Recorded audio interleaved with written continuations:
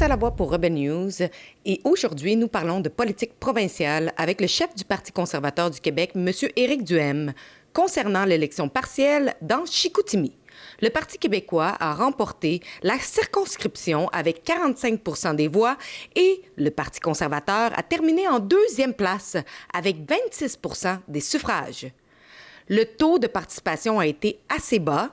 Seulement 34 % des électeurs se sont déplacés pour voter. Nous allons discuter de ces résultats ainsi que la promesse d'un futur référendum qui pourrait survenir plus vite qu'on le pense, puisque le Parti québécois mène toujours dans les sondages. Toutefois, lors du discours de victoire de Paul Saint-Pierre Plamondon, plusieurs ont ressenti une certaine hésitation quant à cette promesse de référendum, notamment lorsqu'il a évoqué la menace des États-Unis et le fait que plusieurs de ses électeurs semblent inquiets. Un gouvernement du Parti québécois se tiendra toujours debout pour les Québécoises et les Québécois et ne pliera jamais face aux menaces américaines ni face aux menaces de quiconque. L'administration Trump, puis les tarifs, eux, ne seront pas toujours là. Quand d'autres partis vous disent que c'est pas le temps pour un référendum, premièrement, ça parle du fait qu'ils n'ont pas grand-chose à proposer, mais aussi, ils simulent de façon très peu honnête que le référendum est la semaine prochaine. Ce qui est évidemment pas vrai. C'est une consultation qui aura lieu dans une fenêtre de 4 ans. Puis on ne le sait pas, ce sera quoi le contexte dans 2, 3, 4 ans. On ne sait pas non plus où en seront nos voisins américains dans 2, 3, 4 ans, notamment suite à des élections américaines. On va user au Parti québécois d'intelligence et de jugement pour le choix du moment, pour toutes les décisions, parce que notre priorité sera toujours de protéger les Québécoises et les Québécois. Va-t-il faire marche arrière? Nous aborderons tout cela, ainsi que la course à la chefferie de la CAQ et le futur chef qui deviendra à la fois notre prochain premier ministre. Bien, d'abord, on est content que le vote conservateur a été multiplié par plus que 3. À la dernière élection générale dans Chicoutimi, le Parti conservateur du Québec avait fait 8 %. Hier, on a fait 26 %. Donc, c'est quand même un gain très appréciable. On est content de ça. On avait une excellente candidate, Catherine Morissette, une femme d'affaires bien impliquée dans sa communauté, qui avait de l'expérience en politique municipale comme ancienne mairesse de Falardeau. Donc, ça a été une belle campagne. Puis je pense qu'on a réussi aussi à imposer le thème de la campagne. On a gagné le terrain des idées. Et c'était clair à la fin de la campagne là, que le Parti québécois, on a réussi à dire aux gens, regardez, si vous voulez pas de troisième référendum, là, c'est pour le Parti conservateur qu'il faut que vous votiez. C'est nous qui voulons laisser plus d'argent dans vos poches. C'est nous qui voulons vous offrir des meilleurs soins de santé en additionnant la contribution du privé. C'est nous qui voulons abolir la taxe carbone qui augmente votre coût de la vie. C'est nous qui voulons exploiter de façon responsable les ressources naturelles au Québec. C'est nous qui voulons redonner l'accès à la propriété aux jeunes avec des politiques pro-famille. Donc, je pense qu'on a réussi quand même à amener le débat sur nos enjeux. Puis c'était aussi la deuxième élection après Arthabasca, la deuxième élection consécutive où la bataille se fait entre le PQ et les conservateurs. Je pense que ça, c'est un présage de ce qui nous attend pour les élections d'octobre prochain. Puis, à l'extérieur de Montréal, j'ai bien l'impression que ça va être ça. Ça va être conservateur ou péquiste. Donc, ça, je suis très content qu'on ait réussi ça. On est un parti qui part de loin, c'est clair. On est parti à 1 % il y a 5 ans. On progresse lentement.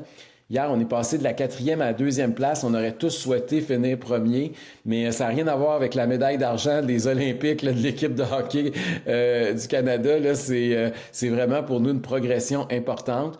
Puis je pense que ça va se continuer là, dans les prochaines semaines, les prochains mois. Je veux vous entendre sur le discours de victoire de Paul Saint-Pierre Plamondon.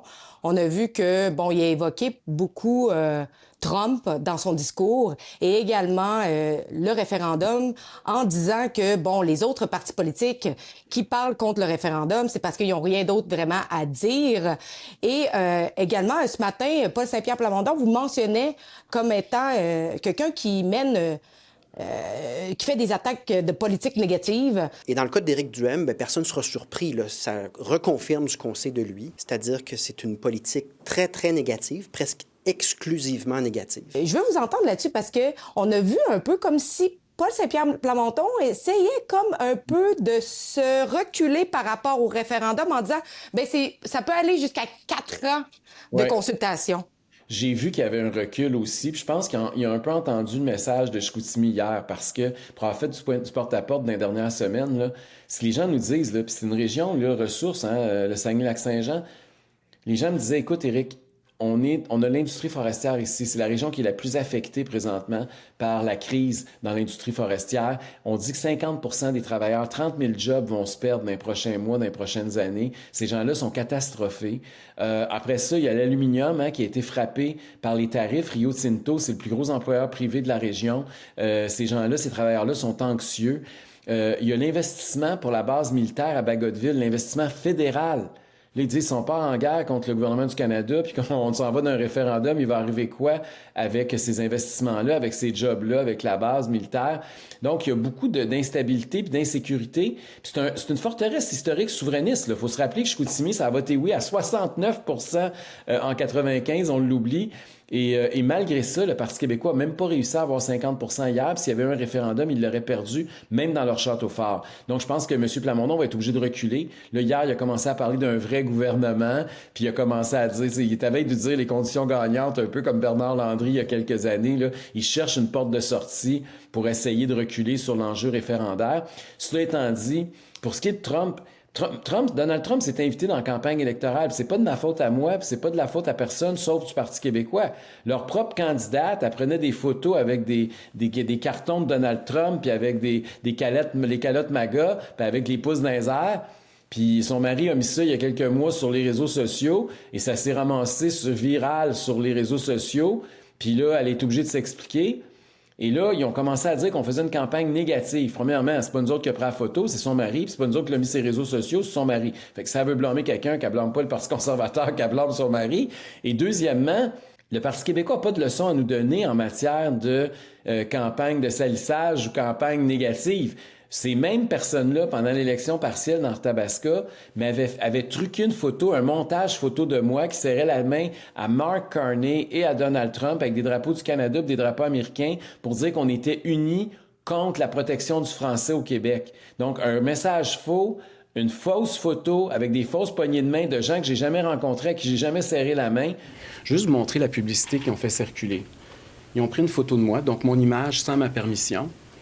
Ils m'ont mis en photo avec deux politiciens que je n'ai jamais rencontrés, à qui je n'ai jamais serré la main. Ils ont fait un faux montage. Ils ont écrit que je suis contre la protection du français, ce qui est un mensonge éhonté. Et ils ont publié ça avec le logo de leur parti, puis ils ont fait de la publicité avec ça pendant la campagne dans Arthabasca-l'Érable. Ce que je demande au Parti québécois aujourd'hui, c'est en quoi citer textuellement une candidate avec sa photo officielle, pas une photo prise hors contexte, pas un montage photo, là, puis avec une vérité sur son agenda, sur les référendums, en quoi ça, c'est une insulte et en quoi ça, c'était acceptable. Moi, j'ai pas joué à victime dans le Tabasco. J'ai pas convoqué les médias, puis j'ai pas commencé à dire que je faisais pitié, puis que c'était épouvantable, puis demander des excuses à personne. OK, ça fait partie de la gang. Fait que, tu sais, en matière de salissage puis de campagne, là, arrêtez de jouer vierge offensée, là, le Parti québécois, vous êtes les pires en la matière. Fait que je pense que ça, c'est important de le souligner. Puis finalement, pour ce qui est d'attendre après Donald Trump pour faire son référendum sur la souveraineté, moi, je pense que M. Plamondon a une très mauvaise lecture de la politique actuelle, là, pas juste quasiment mondiale. Là. L'histoire des tarifs, c'est pas nécessairement juste Donald Trump, ça va pas s'éteindre ou disparaître nécessairement avec le fait qu'il va arriver quelqu'un, un nouvel occupant à la Maison-Blanche aux États-Unis. On est peut-être dans une nouvelle guerre tarifaire. Puis les démocrates, rappelez-vous, ils ont déjà été beaucoup plus protectionnistes que les républicains aux États-Unis. On ne sait pas qui va être le prochain candidat républicain ou le prochain candidat démocrate. Ils vont peut-être être encore plus protectionnistes que Donald Trump.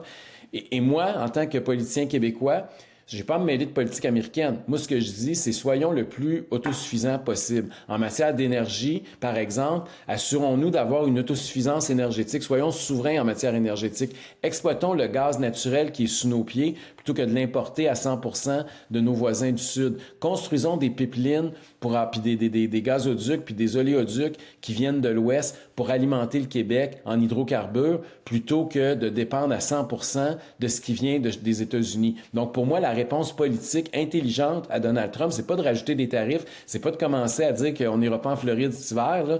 C'est de dire on va être de plus en plus autosuffisant en matière énergétique, puis on va continuer à promouvoir. Moi, je suis un libre-échangiste, là. On va continuer à dire on veut des ententes de libre-échange, puis j'espère que le Canada va signer une bonne entente l'été prochain, puis on est ouvert avec des ententes de libre-échange avec d'autres États. Mais commençons pas à faire de la chicane avec le Canada. La dernière chose qu'on a besoin, c'est déstabiliser le marché économique qui nous est le plus fiable, le plus fidèle, c'est-à-dire les autres provinces canadiennes. Donc, c'est un peu ça le message que j'envoie aujourd'hui là, à M. Plamondon. Et je trouve qu'il fait de la petite politique en essayant d'utiliser Donald Trump, mais malheureusement pour lui, là, le seul qui a essayé d'utiliser Donald Trump dans cette campagne-là, c'est sa propre candidate avec ses photos controversées. Au Québec, on parle plus de Donald Trump qu'aux États-Unis, que dans le reste du Canada. Les gens, il y a comme une hystérie autour de cet homme-là, là, et on dirait qu'on l'utilise encore une fois dans les élections. Les élections générales s'en viennent. On l'a vu dans les élections fédérales. Est-ce qu'on va revivre qu'est-ce qu'on a vu dans les élections fédérales, mais au niveau provincial? Ben, j'espère que non, là, parce que... Puis moi, ça me dérange beaucoup, là, parce que les médias parlent beaucoup, beaucoup de Donald Trump. C'est rendu qu'on parle plus de politique américaine puis de politique intérieure. Qu'on parle des relations commerciales puis des tarifs, c'est correct, parce que ça affecte certaines de nos industries, puis ça, c'est normal qu'on en parle. Mais qu'on parle de politique intérieure, moi, je trouve que là, ça va loin. Là. Puis c'est rendu qu'on parle plus de politique américaine que de politique québécoise ou de politique canadienne. Tu sais, récemment, j'étais dans un studio pour faire une entrevue, puis on m'a dit « Ah, malheureusement, on ne pourra pas faire une entrevue parce qu'il se passe quelque chose avec ICE aux États-Unis, on veut couvrir ça. » Là, tu dis « Attends une minute, là, je m'en viens parler d'une élection qui avait lieu dans Chicoutimi, d'enjeux qui préoccupent les gens locaux, puis ils vont faire un choix, puis ils ont droit de vote, puis vous voulez nous parler de quelque chose, de la politique intérieure américaine au niveau de leur propre sécurité nationale. » Je trouve qu'on est rendu, là, puis vraiment, là, ça a dépassé les bornes. Calculer le pourcentage de nouvelles américaine puis de Donald Trump à l'intérieur des médias québécois traditionnels par rapport à la politique québécoise ou canadienne, ça me surprendrait pas que ça le dépasse largement. Là. Et c'est pas normal. Il va falloir en revenir un moment donné. Là. On a encore des enjeux qui nous concernent. Puis les politiques qui sont adoptées à Washington, là, dans 95% des cas, ça n'a aucun rapport avec ce qui se passe chez nous. Donc, il faut... Je sais pas si... Pourquoi c'est comme ça? Est-ce que c'est parce que c'est une obsession contre Donald Trump ou si c'est parce que les médias ils cherchent des clics faciles, parce que dès qu'il y a le mot Trump, il y a du monde qui clique, ou si c'est parce qu'ils ont tellement plus d'argent qu'ils veulent plus écrire du contenu sur ce qui se passe au Québec, au Canada, puis ils aiment mieux traduire ce qui vient des agences de presse américaines. J'ai pas la réponse à cette question-là. C'est peut-être une de ces trois raisons-là, peut-être les trois ensemble, un mélange, ou peut-être d'autres raisons que j'ignore, mais il y a quelque chose qui fait que ça tourne pas rond au niveau de l'information des médias traditionnels par rapport à la politique américaine. Je veux vous emmener sur... il y a la course à la chefferie de la CAQ qui va devenir notre prochain premier ministre en ce moment.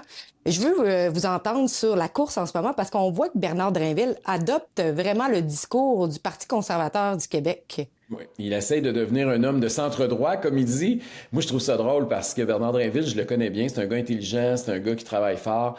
Sauf que Bernard Drinville, moi, j'ai fait une émission avec lui, il appelait ça le choc des idées, tu sais, le duo radiophonique de la droite d'Éric Duhem contre la gauche de Bernard Drinville. Puis là, tout d'un coup, Bernard Drinville, elle débarque dans le paysage politique québécois, puis il essaie de nous dire que c'est le politicien de droite. C'est quand même assez bizarre. Puis bon, les gens ont le droit de changer d'idée, mais j'ai hâte d'entendre pourquoi il a changé d'idée. Qu'est-ce qui s'est passé dans sa tête? Est-ce que c'est parce qu'il y avait un sondage, puis qu'il s'est dit, hey, j'ai une chance de gagner au leadership parce que le Québec est en train de chercher des politiques de droite, puis il a vu que le Parti conservateur montait, puis il a dit, je vais essayer d'aller chercher des votes dans ce tal-là. Est-ce que c'est parce que notre buffet est de plus en plus attrayant qu'on attire des pics assiettes? Je ne sais pas, mais j'espère que c'est pour des convictions.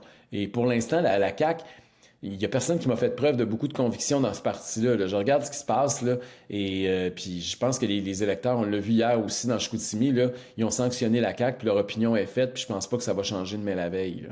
Moi, je pense que le parti aurait dû dire il faut que tu sois citoyen canadien pour voter pour le prochain chef. Attendez, là, on peut devenir membre de la CAQ sans être citoyen canadien? Oui. Dans l'entrevue que M. Drainville a donnée à Yann et Frank, il y a deux choses qui m'ont préoccupée.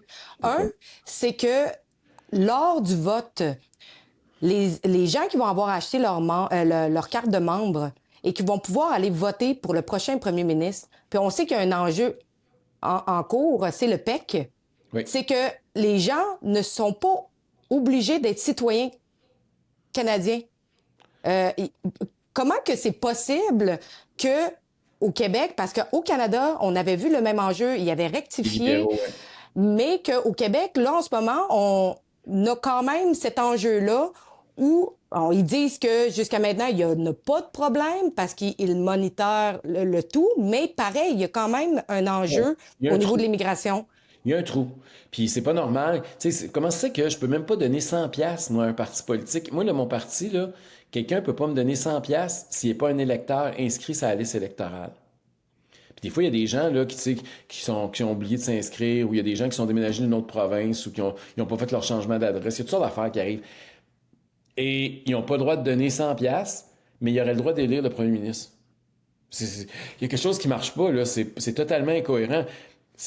Normalement, ça devrait être les gens qui ont droit de vote au Québec. Puis pour ça, il faut que tu sois un résident permanent qui habite au Québec. C'est aussi simple que ça. Parce que, tu sais, on peut se le dire que des fois, dans des élections, ça joue de quelques votes. Ben oui. C'est surtout des élections à la chefferie. Il n'y a pas des tonnes de membres à CAQ, on s'entend. Là. C'est pas un parti qui a cultivé une base militante très solide au fil des ans. Là. On me dit qu'il y a moins de 10 000 personnes à CAQ. Là. C'est pas beaucoup. Là. Moi, au Parti conservateur, on est 65 000. Ça vous donne une idée comment c'est pas un parti de militants. C'est un one-man show. Là. C'était le parti de François Legault jusqu'à il y a quelques semaines. Là. Donc, c'est difficile à comprendre pourquoi ils ont mis ces règles-là. En tout cas, j'espère qu'ils vont les changer. J'espère qu'ils disent vrai quand ils disent qu'ils monitorent ça. Mais vous faites bien de le soulever. Là, c'est une question qui est extrêmement inquiétante. Je demande à mes fonctionnaires de me rédiger la directive pour aller au Conseil des ministres avec ça. Pas capable d'avoir la directive. Ça boque la machine. Je demande des ma fois. première version. La directive arrive. Je dis, ben voyons, c'est pas ce que j'ai demandé. Là. C'est pas compliqué ce que je vous demande. Là. Je vous dis qu'il faut envoyer dans le réseau scolaire une directive.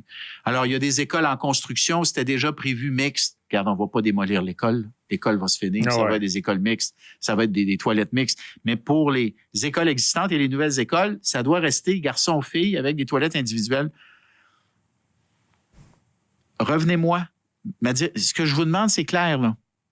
Deuxième version de la directive, même affaire. Donc, il y avait un refus de un refus de la machine. Ouais, mais si Et finalement, la troisième tentative, j'ai fini par avoir ce que je voulais. Je suis allé au Conseil des ministres, puis la directive a été votée. ChatGPT, il boque moins, lui. Elle est appliquée. ChatGPT, quand on lui demande des affaires de même, il nous le fait. Pourquoi les fonctionnaires boquent? C'est pas eux autres qui décident. Alors, dans ce cas-là, je ne pouvais faire autrement que d'en venir à la conclusion que c'était idéologique, là. Un autre enjeu qu'il a abordé, c'est que lui, étant au ministère de l'Éducation, il a mentionné qu'à plusieurs reprises, même s'il donnait des consignes aux fonctionnaires, les fonctionnaires ne suivaient pas du tout les consignes et qu'on voyait que les fonctionnaires, en fait, prenaient les décisions et quasiment gouvernaient de leur manière, alors que c'est pas eux qui sont élus, c'est les ministres, c'est ceux qui sont élus au parti. Un parti conservateur, est-ce que vous êtes prêt à aller à contre-courant, justement, par rapport à, justement, ces fonctionnaires-là qui sont, désolé du terme, mais boqués, puis qui vont aller puis suivre leur idéologie? Tu sais, un fonctionnaire, là, c'est un serviteur de l'État. C'est pas un élu. Et il n'y a pas la légitimité démocratique de prendre des décisions. Il est là pour exécuter ce que le politique lui ordonne. Et si on ne comprend pas ça, on va nulle part. D'ailleurs, je suis surpris que Bernard Drinville souligne ça parce qu'il y a quelques mois, son sous-ministre était sorti contre des coupures dans son ministère en environnement. Puis moi, je suis sorti publiquement en disant, écoutez, si Bernard Drinville, là, il y a 2 onces de jugement, il va congédier son sous-ministre. C'est pas acceptable que son sous-ministre fasse de la politique sur la place publique contre des décisions du gouvernement. Malheureusement, ils n'ont pas eu le courage de le faire. Puis là, tout d'un coup, il a trouvé sa dose de courage pendant une course au leadership pour aller courtiser des votes un peu plus à droite. Mais quand il y a eu la possibilité de prendre une décision et d'aller dans ce sens-là, il a fait exactement le contraire il y a à peine quelques mois. Donc, je trouve qu'encore une fois, ça manque un peu de crédibilité. Mais c'est un problème qui est très, très grave. Parce que nous, par exemple, au Parti conservateur du Québec, on veut couper 20 000 emplois dans la fonction publique. Je peux vous dire qu'on va rencontrer de la résistance. Ils ne seront pas tous contents de réduire la taille de leur ministère. Et il va falloir qu'on ait une volonté de faire, qu'on ait une légitimité démocratique et qu'on ait la possibilité de congédier celles et ceux qui vont être des délinquants puis qui vont refuser de faire le travail pour lequel ils sont payés.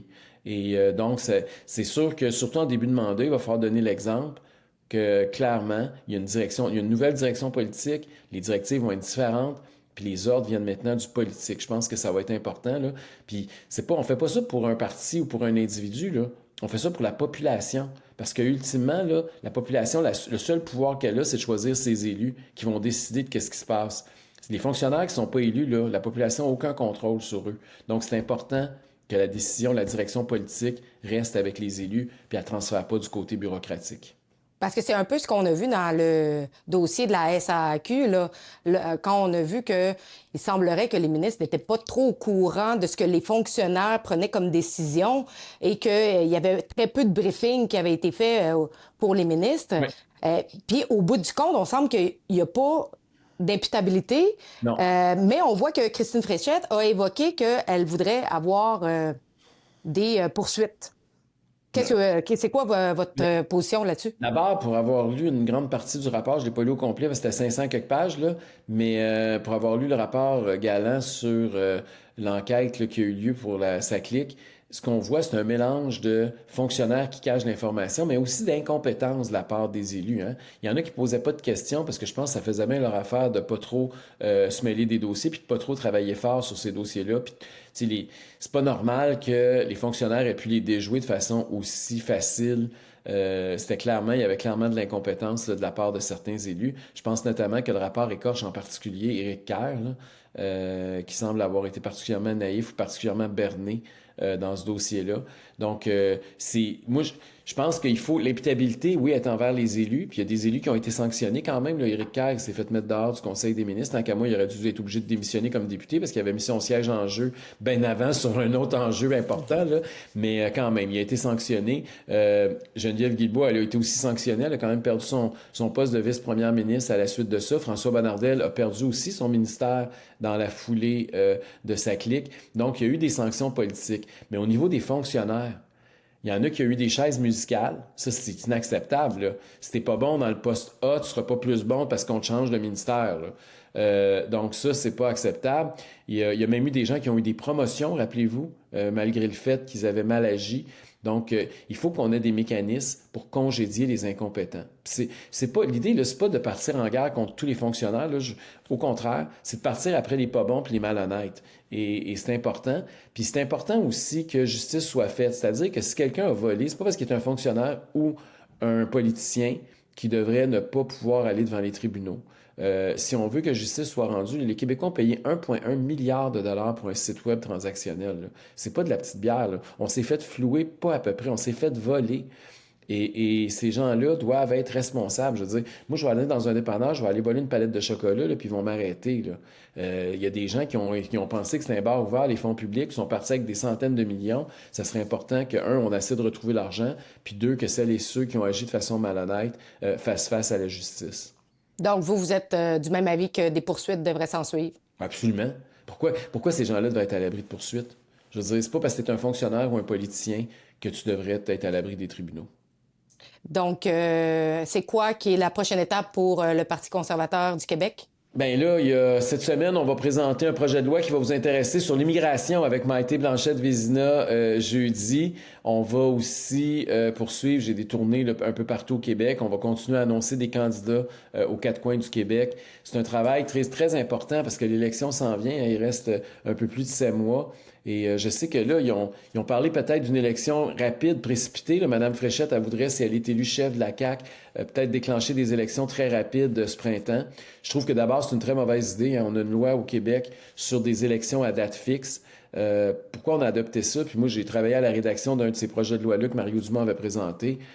Bien, on met ça parce qu'on veut que tous les partis aient la même information puis partent au même moment sur un pied d'égalité. Pas que le gouvernement se prépare en cachette puis qu'il y ait un avantage comparatif sur ses concurrents. Donc, c'est une avancée démocratique importante des élections à date fixe. C'est pas comme si l'élection aurait lieu dans 100 ans. Là. L'élection va avoir lieu dans 7 mois, puis le chef de la CAQ ne sera pas choisi avant encore 2 mois.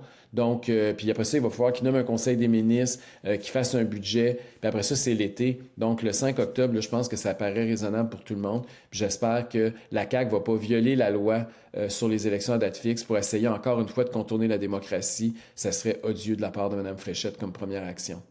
Parce que plusieurs personnes énoncent comme quoi qu'on essayerait de se faire un Mark Carney, comme on appelle, où ce que, tu sais, on connaît pas trop Madame Fréchette, son historique, etc. Puis on profiterait un peu du momentum pour justement la lancer pour qu'elle aille le plus de gains possible. Mais d'abord, la situation est différente. Là. Elle n'est pas à la tête d'un gouvernement minoritaire, parce que c'est à la tête d'un gouvernement majoritaire. Là. Donc, c'est pas parce qu'ils ont besoin de faire une alliance avec un parti d'opposition si jamais elle décide de rester. Là. Et puis, en passant, tu sais, Mme Fréchette, c'est pas M. Carney. Là. Je m'excuse, là, mais M. Carney pouvait dire qu'il était nouveau, puis qu'il arrivait de l'extérieur, puis qu'il était un banquier. Elle, là, ça fait 4 ans qu'elle est ministre. Hein? Elle ne défend pas le bilan de son gouvernement. Au contraire, même elle l'attaque sur plusieurs enjeux. Mais ce que les gens ne doivent pas oublier, puis que le Parti conservateur va rappeler, puis va marteler à tous les jours d'ici l'élection, c'est qu'elle faisait partie prenante des décisions qu'elle dénonce aujourd'hui. Si le Québec, aujourd'hui, a empilé le pire déficit de son histoire, ben, elle était autour de la table qui a voté ça. Si le troisième lien, ça traîne, puis on a perdu des centaines de millions en études bidons avec un mauvais tracé, c'est parce elle était autour de la table, puis elle a voté en faveur de ça. Si on a aujourd'hui pas d'exploitation de notre gaz naturel au Québec, c'est parce qu'elle était autour de la table quand ils ont décidé qu'ils interdisaient ça au Québec. S'il n'y a pas de privé en santé pour améliorer la qualité des soins puis l'accès aux soins pour les patients, c'est parce qu'elle était autour de la table quand ils ont adopté des lois pour empêcher les Québécois d'avoir accès à des meilleurs soins privés. Donc, elle ne pourra pas éternellement faire semblant qu'elle n'était pas là. Elle était là, elle avait les deux mains dedans, elle a même joué un rôle important. Elle a même remplacé Pierre Fitzgibbon pour distribuer des subventions aux entreprises, comme vous le savez. Donc, pour moi, Christine Fréchette, c'est une caquiste du règne de la CAQ, puis elle va devoir défendre son bilan, qu'elle le veuille ou non. Merci d'avoir regardé, j'espère que vous avez apprécié. Je vous invite à partager notre contenu. Comme vous le savez, nous ne recevons aucun argent du gouvernement. Donc, si vous voulez nous aider, c'est de partager notre contenu, de donner un j'aime, d'inscrire un commentaire en dessous de la vidéo. Et si vous le désirez, vous pouvez faire un don via rebelfieldreports.com. Sur le site web, vous pouvez faire un don. Je vous remercie en avance.